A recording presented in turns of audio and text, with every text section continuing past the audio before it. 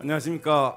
아, 저는 충남대학교에서 교수를 하면서 재작년에 동물 복제 회사를 만들었어요. 그래서 동물 복제가 어떻게 사용이 되고 우리가 어떤 관심을 가지고 볼 수 있는가. 그래서 세계 최초의 복제 동물 돌리에서부터 제가 연구한 스너피까지를 이제 여러분들한테 한번 쭉 얘기를 하면서 동물 복제가 과연 우리가 어떻게 이용을 할 수가 있는가를 한번 얘기를 해볼게요. 자, 동물 복제라는 얘기를 들어본 사람 손 들어보세요. 예, 복제는 똑같은 게 복제예요. 뭐가 똑같냐? 유전자가 똑같은 게 복제예요. 자, 일란성 쌍둥이는 복제일까요, 아닐까요? 복제예요. 일란성 쌍둥이는 유전자가 똑같아요. 그래서 복제나 마찬가지예요. 그런데 이란성 쌍둥이는 쌍둥이 중에 각자 얼굴이 틀리고 모습이 틀린 사람들은 이란성 쌍둥이라고 얘기하는데 그 쌍둥이들은 유전자가 달라요. 근데 일란성 쌍둥이들은 중간에 이 수정란이 반으로 쪼개져서 두 사람이 되는 거예요. 그래서 일란성 쌍둥이라고 그렇게 얘기를 해요. 그런 일란성 쌍둥이를 만드는 것이 동물 복제라고 할 수가 있어요. 그래서 제가 이야기를 할 순서는 이렇게 할 건데, 자, 1997년도에 여러분들 태어나기 전이죠, 그렇죠? 여러분들 태어나기 전에 복제양 돌리라는 이 양을 만들었어요. 이게 영국 사람이 만들었는데 이때는 이 전까지는 정자와 난자가 있어야지 생명체가 될 수 있다라고 그렇게 알고 있었어요. 그런데 이때부터는 포유동물에서 난자와 세포만 있으면 한 개체를 한 동물을 만들 수 있다라는 이제 그게 증명이 된 거예요. 그래서 이때부터 이제 그 동물 복제 연구들이 활발하게 진행이 됐는데 어떤 식의 연구를 하느냐면 처음에 사람들은 야, 우리가 여러분 한우고기 좋아하죠? 한우고기를 보통 한우 한 마리가 500kg 정도 되는데 2배 되는 1톤짜리 아주 굉장히 큰 한우를 복제하면 우리가 2마리 키울 걸 1마리만 키워도 된다. 그래서 우리가 좋은 소고기를 싼 값에 먹을 수 있다. 그런 생각을 했었어요. 그리고 우리가 키우는 애완동물도 복제를 하면 내가 평생 키울 수 있다라는 생각을 했고, 그 다음에 멸종위 기종, 우리 뭐 늑대라든지 또는 여우라든지 그런 늑대 이런 멸종위 기종을 복제를 하면 계속 우리 곁에 둘 수 있다. 환경 오염이 되고 환경 파괴가 돼도 둘 수 있다라고 단순하게 생각을 했었어요. 그런데 과학자들은 다른 생각을 하게 됩니다. 바로 동물들을 이용해서 의약물질을 만들거나 또는 사람이 필요한 장기를 만들어 보자. 그런 생각을 하게 돼요. 그래서 동물을 복제를 하면서 동물이 가진 유전자를 사람하고 비슷하게 만들거나 아니면 사람이 가진 유전자를 동물한테 집어넣어서 사람화시키는 그런 복제를 시도를 하게 됐어요. 그래서 동물 복제가 그러면 어떻게 이루어지는가를 이제 잘 보면, 자, 이게 이제 멍멍이인데 이제 아저씨가 멍멍이를 좋아하고 멍멍이를 이제 복제를 많이 해요. 그래서 이 멍멍이의 귀에서 여러분들 새끼 손톱 정도 되는 그런 조직을 떼내요. 떼낸 다음에 실험실로 갖고 와서 세포를 배양을 하게 됩니다. 그런 다음에 세포가 배양이 되게 되면 세포도 주기가 있어요. 나중에 이제 볼 텐데 그런 주기에 맞춰서 이렇게 준비를 하고 그 다음에 난자를 준비를 해요. 난자는 이렇게 핵이 있는데 실험실에서 난자의 핵을 이렇게 빼내요. 빼낸 다음에 준비된 세포하고 핵이 빠진 난자하고 이렇게 결합을 시켜요. 그런 다음에 순간적으로 굉장히 센 전기를 이렇게 주게 되면 얘가 난자와 정자가 수정이 됐다라고 착각을 해요. 그러면서 대리모의 자궁에다 이식을 하게 되면 얘하고 똑같은 애들을 복제해낼 수가 있어요. 그런데 이건 이제 단순한 복제인데 아까 의약품을 만들거나 사람의 장기를 만들 때는 어떻게 하느냐? 다 똑같아요. 똑같은데 세포를 준비하고 이제 세포가 자라면 여기에다가 유전자를 집어넣어요. 이 세포에다가. 그러면 보라색 세포가 노란색으로 변해요. 그런 다음에 똑같이 난자에서 핵을 제거하고 난 뒤에 노란색 세포를 집어넣게 되면, 그리고 센 전기를 줘서 착각을 일으키게 해서 자궁에 임신을 하게 되면 나중에 태어난 애는 노란색의 강아지가 나오는 거예요. 이렇게 유전자를 편집을 하게 되면 유전자들이 역할을 할 수 있는, 유전자가 이제 뭐 사람에게 필요한 물질도 분비를 하게 하고 또는 사람한테 장기를 줄 수도 있고 한 그런 유전자로 바뀌게 돼요. 자, 그러면 이런 그 동물들을 어디에 사용할 수가 있는가 한번 볼게요. 자, 이 동물 그 복제의 역사예요. 그래서 전에는 뭐 개구리나 물고기들은 이렇게 그 우리가 개구리알 본 사람 있어요?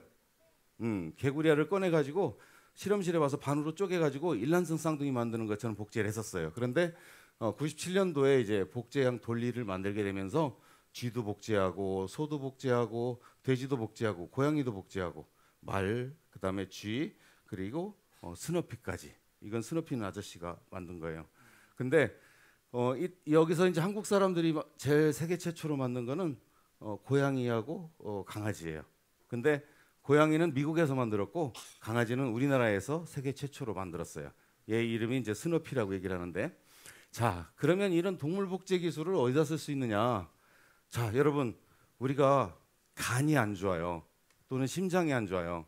그런데 이거를 낚을 수가 없어. 현대의학 기술로. 그러면 어떻게 해야 되냐면 다른 사람의 간이나 다른 사람의 심장을 받아와야 돼요. 그런데 이 심장이나 간을 주려면 간은 좀 덜한데 심장은 다른 사람 몸에서 뽑아오게 되면 그 사람은 어떻게 돼요? 그렇죠, 죽게 되겠죠. 그럼 큰일 나잖아. 그러면 이 심장을 그 사람이 이제 뭐 교통사고나 뭐 그런 것 때문에 뇌사가 돼서 결국 죽어야 되는 사람이 기증을 하는 경우가 있어요. 그런 경우는 받아오지만 살아있는 사람 거를 빼올 수가 없잖아요, 그렇죠? 그래서 이 심장을 이식을 기다리는 사람들은 엄청 많은데 실제 주는 사람들은 얼마 없어요. 그래서 그러면 어떻게 할 거냐? 우리 여러분들 자기 그 형제나 자매가 3명 이상 되는 사람 손 들어봐봐요.